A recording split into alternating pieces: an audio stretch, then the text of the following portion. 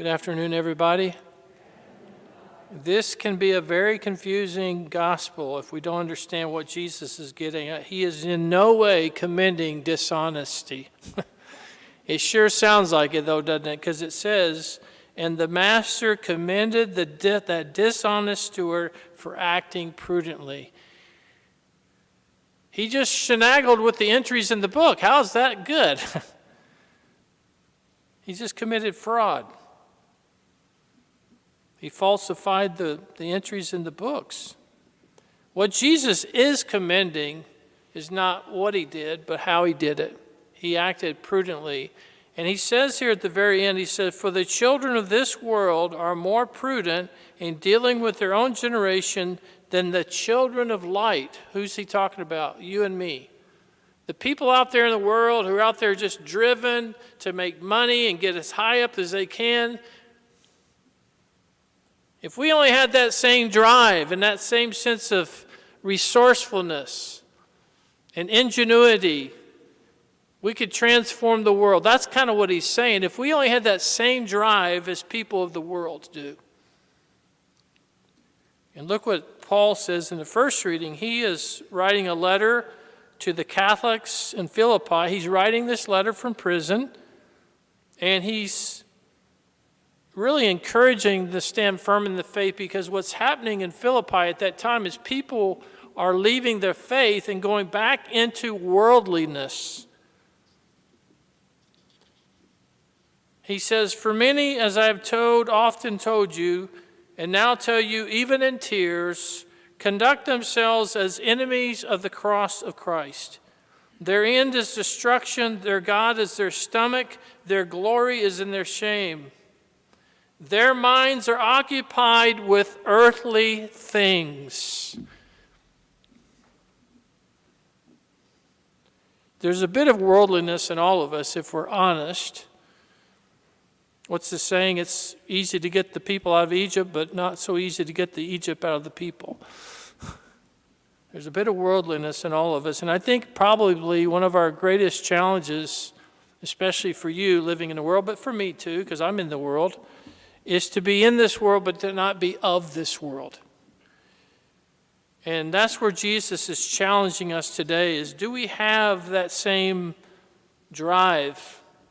I think a good question may be for us is, what drives me?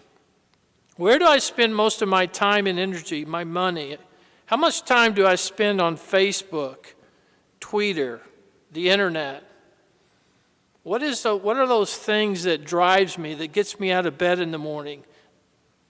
And basically what he's saying, if you could take that same energy that you have for the things that are not of heaven, not that there's not some good things on Facebook, but a lot of things are not good on Facebook. We all know that. But what he's saying is, if we had that same drive for the things that we have for this world, and we apply that to our spiritual life, to our faith, and to bringing other people to Jesus, he's saying, wow, what a difference we would make in this world. And I know for myself, when I look at my own attachments, it's true. There are certain things that I can easily put too much time in, and I think to myself, man, if I had just spent those last 2 hours doing this, that would have been a big difference. But I kind of like this. I'm not going to tell you what it is, but I like this. I think I love this more than I do Jesus, because one way you know that where your love is look where your energy and your time is spent. And that's what he's commending him for, because this guy realizes he's in trouble, and he does everything he can, and he does it quickly.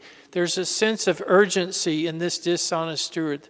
There's a sense of, oops, I messed up, I want to get it right. That's what Jesus is commending. If we had that same attitude of, oops, I want to get things right with God.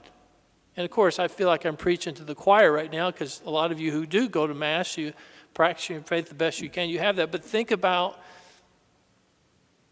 the thousands of Catholics out there that maybe don't do that.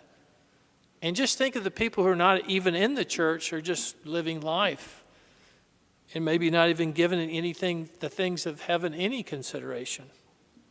But this gospel also reminds us that there's accountability. We are stewards of God's grace, that we will be held accountable, and that we should live with that same sense of urgency, that same sense of wanting to get things right with God, and living with that same drive that this dishonest steward. That's what Jesus is commending him for, is he has that drive, he has that sense of urgency to get things right, even though he did it in a way that was not honest. And so where is God calling you to maybe look at your life more closely and have that same sense of urgency of getting things right with him?